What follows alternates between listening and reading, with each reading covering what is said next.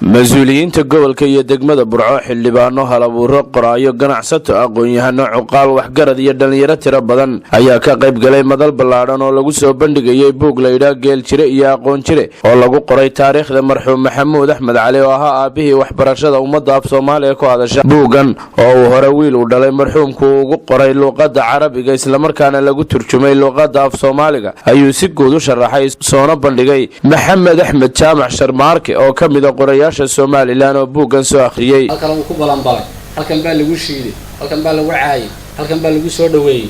ciddii aan heli karaayay waan u tagay. dadna taariikh badan marka soo qornay Allahumma salli alhamdulillah rabbil alamin.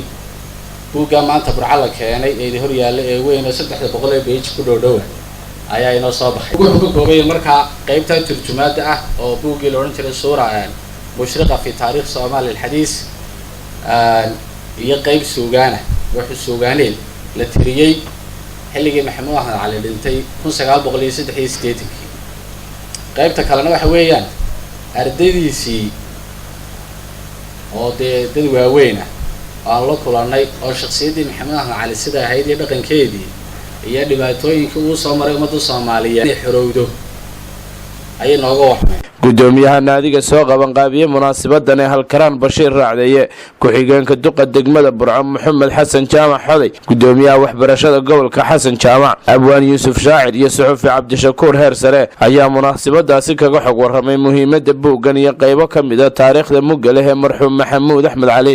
qoraalkeen halkaraan waxaan ku dadaalaynaa inaan sidii ummadeennii hore iyo dadkeennii ugu bedelno in taariikhdeena la qoro lana kaydiyo dadkeena qiimaha lana taariikhdooda la keeyo sidaa uga banacaaw buugan soo badhinay qiimaha badan. marka waxaan aad iyo aad uga mahad celinaynaa ciddii ka soo shaqaysay abaabushay ee samaysay buugan.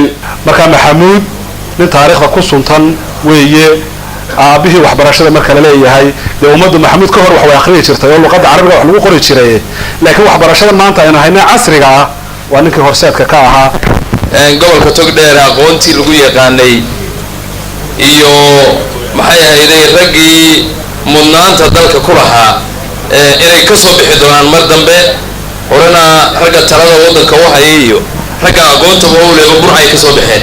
iminkana intiina halkaa ku jirtaan filaynaa inay ku jiraan waana rajaynaynaa inay ka soo baxayaan raggaasi. xildhibaan Cabdirashiid Faarax Cali Cismaan Kaahin oo ah mulkiilaha hoteelka Hargeysa Sheekh Ismaaciil Caraale Abwaan Xasan Burco Marwacaad Shacali Qabile Jaamac Sidiiq oo ka mid ah ganacsatada Burco Chief Caaqil Axmed Maxamed Daahir odayaal dhalinyaro iyo aqoon-yahano kale oo halkaas ka hadlay ayaa dhammaantood bogaadiyay naadiga halkaraan iyo cid kasta oo isku hawshay qorista soo saarista iyo soo bandhigidda buugga qiimaha weyn ugu fadhiya dadka af Soomaaliya ku hadla oo si mug leh u iftiiminaya taariikhdii bilow ilaa dhammaad ee marxuum Maxamuud Axmed Cali. waxaana munaasabadaasi lagu soo afmeeray su'aalo lagu guddoonsiinayay ciddii garata buug ka mid ah buugga geel jire iyo aqoon jire iyadoo sidoo kalena buuggaas nuqullo badan ay ka iibsadeen ganacsato ururo iyo shakhsiyaad gaar ahi. waxaana qayb ka mid ah buugaagtaasi lagu wareejiyay naadiga akhriska iyo qoraalka ee halkaraan si ay dadku uga faa'iidaystaan maktabadda akhriska ee halkaraan. Mustafa Cismaan Magaalo telefishinka qaranka Soomaaliland magaalada Burco.